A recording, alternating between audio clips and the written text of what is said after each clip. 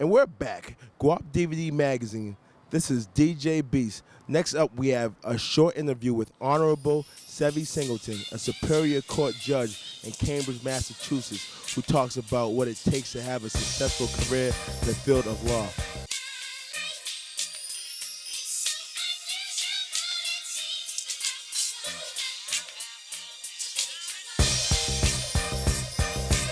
I work in the Cambridge District Court. I earn my money being a judge in Massachusetts. It's just a little bit of money, though. How long have you been doing this for? 15 years. I was a DA for 2 years, then I was in private practice for 4 years, and then in 1989, I decided I wanted to be a judge. What made you want to be a judge? It was time to give something back to my community. Money was a small factor because I was making money already as a private attorney. So money was, actually was a pay cut to become a judge. But I decided I wanted to do something for my community, and this was a great opportunity to do it. So which university did you attend? Northeastern University, undergrad, Northeastern University School of Law. After a semester at Howard University and a semester at Tennessee State University, where I flunked out of both places. So what's the total amount of years you did in school? Freshman 3 times, and then undergraduate was 5 and law school was 3. So why'd you have to go back to your freshman year 3 times? What was that about? Tennessee State, no more money. Howard University, Martin Luther King was killed, the city was in flames. So therefore my grade point average and the riots in DC caused me to leave Howard University. If it wasn't for Martin Luther King being murdered, I don't think I would have got an education, because after Martin Luther King was murdered, scholarships were everywhere at the white universities. The same white universities that rejected me in the 60s, early 60s, were now accepting me because of Martin Luther King's murder. So to be a judge, what exactly does that require? Law degree, basically a law degree. And you apply for the position and you go through the interview process.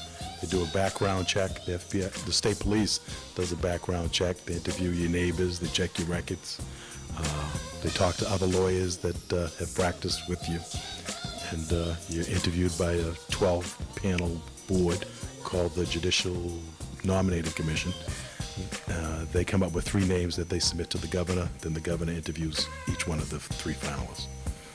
So being 13 as a freshman in high school, how can that person better themselves, further education about, the law, besides just getting books? Getting books, you hit the nail right on the head there. It's tons and tons of reading and writing.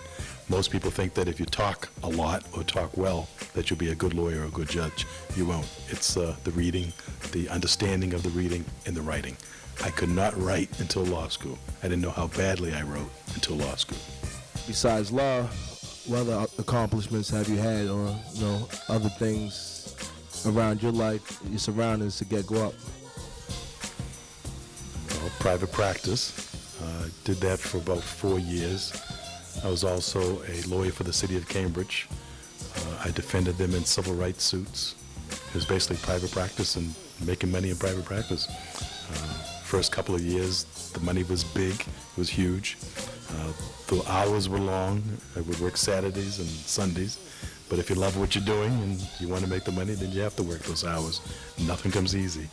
Nothing. If you're a freshman in college and you're looking on trying to study in law, what type of course load should we look into? English. As many English courses as you can take. Reading comprehension, writing, but the main thing is the reading and the comprehension.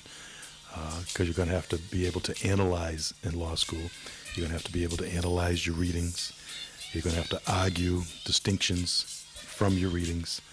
So you cannot, and I cannot emphasize this enough, you cannot write enough in college. Your freshman year through senior year, you need to do tons of writing, tons of reading. Forget the speech courses, forget the business courses, forget the pre-law courses. It's all writing comprehension, reading comprehension, and writing. To your knowledge, what are the top 3 law schools in the U.S.? Northeastern University Law School, Northeastern University Law School, and Northeastern University Law School. Why? Because they have a co-op program. And you get 4 semesters of actual on-the-job training at Northeastern Law School. You can have your Harvards, you can have your Yales, but you cannot beat Northeastern University for practical experience. And from my perspective on the bench, I feel that the folks that have been exposed to jobs before they actually come before me as lawyers are the better attorneys. They think better on their feet, they think faster on their feet, and that's the attorney I would hire for my money.